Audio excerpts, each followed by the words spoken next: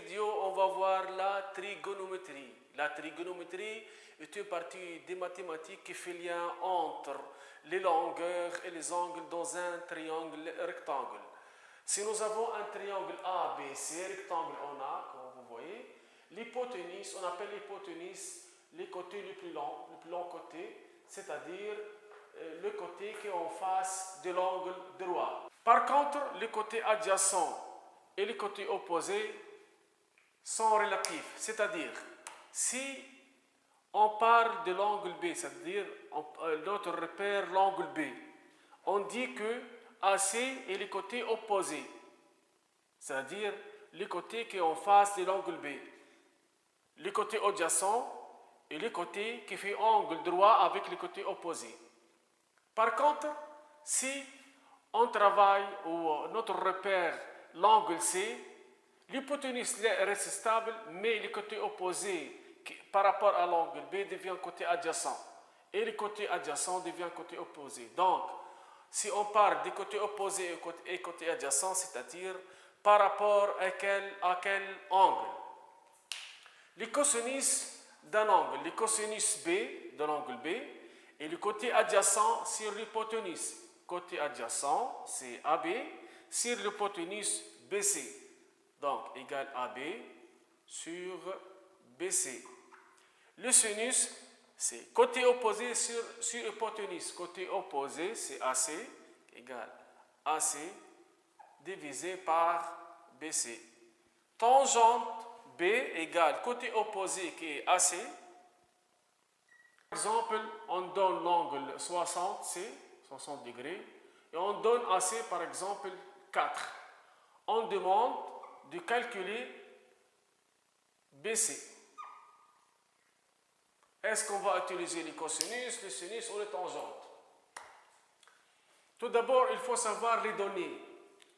Nous avons AC, c'est adjacent, et nous avons l'angle 60, il demande l'hypoténuse. Donc, il demande l'hypoténuse où nous avons l'adjacent. Où on trouve l'adjacent et l'hypoténuse? On le trouve dans les cosinus. Voilà, le cos, il y a lien entre adjacent et hypoténuse. Donc, cosinus de l'angle C égale adjacent sur hypoténuse. L'adjacent c'est 4 et l'hypoténuse c'est BC. À l'aide de la calculatrice, cos 60 égale 0,5. Alors, 0,5 égale 4 sur BC. Produit en croix, BC fois 0,5 signifie BC fois 0,5 égale à 4.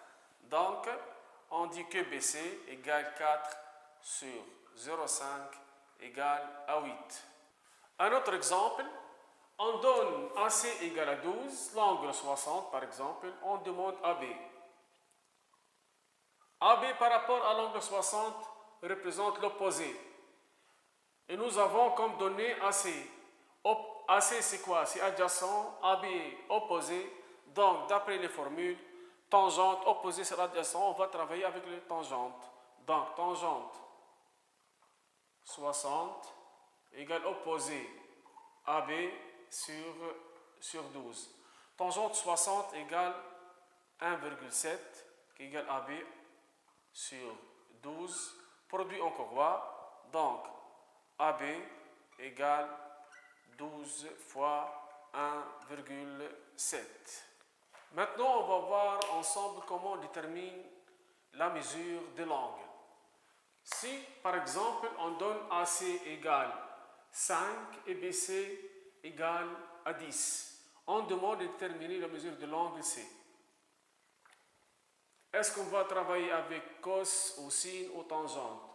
Selon les données, nous avons AC adjacent par rapport à l'angle demandé et 10 hypoténuse. L'adjacent hypoténuse, donc cosinus. On va travailler avec les cosinus. Donc on dit cosinus de l'angle C égale 5 sur 10 égale 0,5. À l'aide de la calculatrice, on trouve l'angle C égale 60 degrés. Un autre exemple, on donne AB égale à 8 et AC égale à 10. AB 8 opposé par rapport à l'angle C, et 10 adjacents. Opposé adjacent se trouve tangente. Donc, on va travailler avec tangente. Donc, tangente de l'angle C égale 8 sur 10 égale 0,8. À l'aide de la calculatrice, on trouve l'angle C égale 8,66 degrés.